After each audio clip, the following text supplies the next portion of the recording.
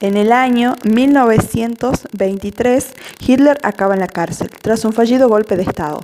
Su encierro aprovechó para escribir Mi lucha, un libro que acabó siendo el evangelio del nazismo. En 1932 terminó ganando unas elecciones para alzarse como canciller de los alemanes. Al año siguiente nace el Tercer Reich, el tercer gran imperio alemán, en una coyuntura de crisis a nivel mundial. Rápidamente, bajo una apariencia de legalidad, Hitler establece un régimen totalitario, liquidando las instituciones democráticas. Mediante una ley habilitante, se arresta a los diputados del Partido Comunista de Alemania y se los confina en un campo de concentración. La persecución de los judíos por parte de los nazis se convierte en una política activa.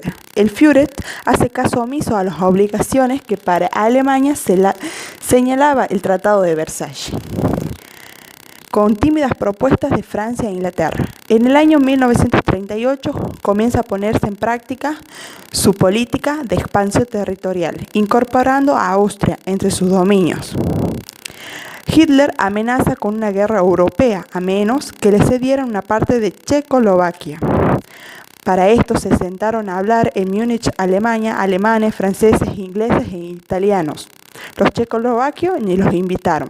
El primer ministro Chamberlain y el homólogo francés, en un acto de miedo y cobardía, ceden con tal de que no corra sangre, pero mal calculado, Hitler incumple su palabra e invade Checoslovaquia.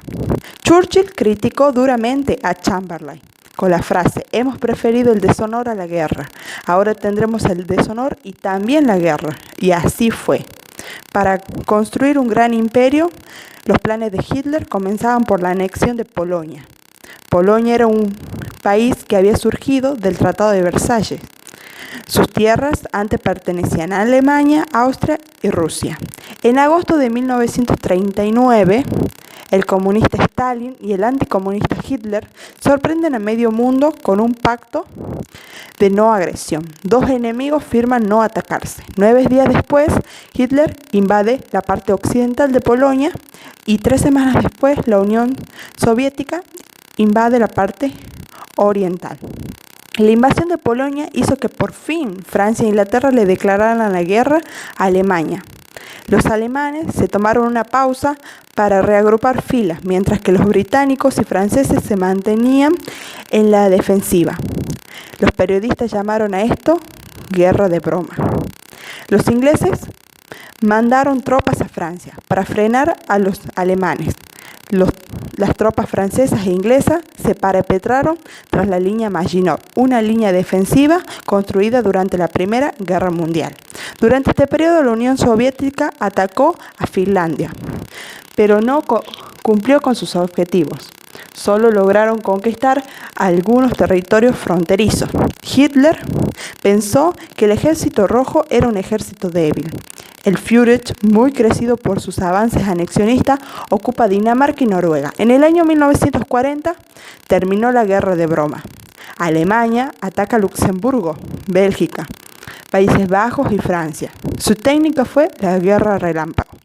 El 22 de junio, Hitler se reúne con oficiales franceses, quienes solicitan un armisticio, y así se puso fin a la guerra en Francia. Francia se divide en dos, ocupada por París y otra parte perteneciente al gobierno colaboracionista. Se la conoce como la Francia de Vichy. Mussolini, líder del partido fascista italiano, viendo la facilidad con la que Hitler conquista países, siente que ha elegido el bando ganador. Se ha apropiado de Albania y se suma a Alemania, declarándole la guerra a Francia e Inglaterra. Los alemanes luego invaden Grecia y Mussolini ataca Egipto. ¿Pero qué había pasado en Europa tras la derrota de Francia? ¿Qué fue de los británicos? Churchill fue nombrado primer ministro tras la dimisión de Chamberlain y rechaza firmar un armisticio con Alemania. Hitler decide ir por todo, pero conquistar Inglaterra no sería tan fácil por su condición insular.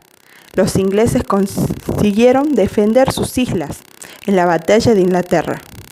Churchill pronunció otra de sus frases: Nunca tantos debieron tanto a tan pocos. Durante más de un año, Inglaterra soporta la guerra en solitario. Los nazis bombardean las ciudades más importantes de Inglaterra. Hitler cree dominar la situación, pero los ingleses resisten y dan la batalla. A finales de este año se entrevistó con el general Francisco Endaya. Hitler quería que los españoles entraran en la guerra, pero no llegaron a un acuerdo. Pero ya Hitler había logrado que Hungría, Rumania, Bulgaria se unieran a las fuerzas del eje. Solo faltaba Yugoslavia. Un cambio de gobierno en este país precipitó su invasión en abril de 1941. En junio de 1941, los alemanes movilizan entre 3 y 4 millones de soldados. En un primer momento, los alemanes ganan terreno con facilidad, así que Hitler calculó que en pocos meses más de campaña bastaría para llegar a Moscú. Pero el crudo invierno llegó y el ejército de Hitler se quedó a las puertas. Por otra parte, el eje Roma-Berlín se había ampliado en el año 1939 con la unión de Japón, el cual era el país más avanzado de Oriente y quería librar a sus vecinos, las colonias europeas, del yugo de Occidente, Asia para los asiáticos, una frase muy común de esa época. En 1931 comenzó la invasión de China, que continuó en 1937, cuando Alemania ocupa Francia y Japón toma el control de la Indochina francesa. Y sobrevino un bloqueo comercial por parte de Estados Unidos. La única salida de Japón era retroceder o ir a la guerra. Los japoneses atacan por sorpresa la base americana de Pearl Harbor en Hawái en diciembre de 1941, y así se desató la guerra entre Estados Unidos y el Imperio japonés. Los japoneses invaden Hong Kong, Singapur, Tailandia, las Indias Orientales, Filipinas, entre otras. Y Hitler va y le declara la guerra a Estados Unidos. Con esto firma su sentencia de muerte. Solo era cuestión de tiempo para su derrota. Una batalla naval comenzó a librarse en el Pacífico. En el año 1943, Alemania se rinde ante el Ejército Rojo. A poco tiempo detienen a Mussolini y lo arrestan. Duro golpe para Alemania. Los italianos lo habían traicionado. El 4 de junio de 1944, los aliados liberan Roma y París.